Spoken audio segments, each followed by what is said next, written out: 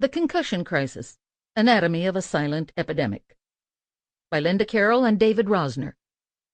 Narrated by Pam Ward. Copyright 2011 by Linda Carroll and David Rosner.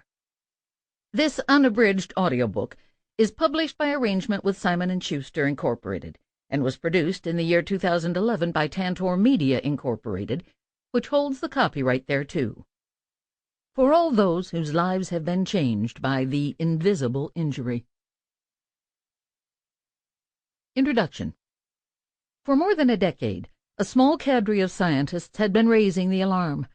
Their message was simple and scary. Concussions were on the rise, and research was showing that these jolts to the brain were a lot more dangerous than any of us thought. While the impact of one jolt to the head tended to be transient, researchers were learning that the brain damage from concussions could not only add up, but also become permanent. And that was especially true if these mild traumatic brain injuries occurred in rapid succession. Since most of us had been brought up with the assumption that a head injury that didn't result in a trip to the hospital could be ignored, no one was keeping count of our own or our children's concussions. Moreover, since we'd been raised in a culture that celebrated hard knocks as a rite of passage, we didn't think twice when our kids got banged around on the ball field. But as it turned out, some of the most frightening research was in children, especially those playing contact sports. Kids' brains, scientists learned, were exquisitely sensitive to repeated jolting. Concussions, if they weren't managed properly, could derail a kid's life. Thinking could be slowed, attention dulled, judgment impaired, memory muddled. Those changes could make school impossible and send a kid on a downward spiral.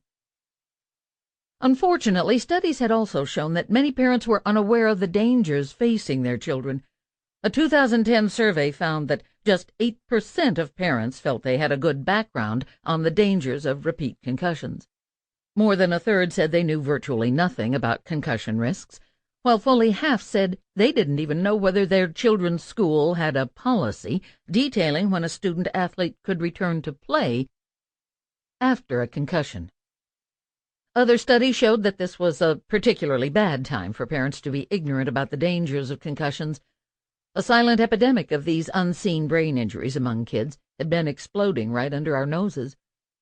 And nowhere was that more true than on the nation's playing fields. In just 10 years, visits to the emergency room for concussions among 8 to 13-year-olds had doubled, while visits among 14 to 19-year-olds had more than tripled. Sample complete. Ready to continue?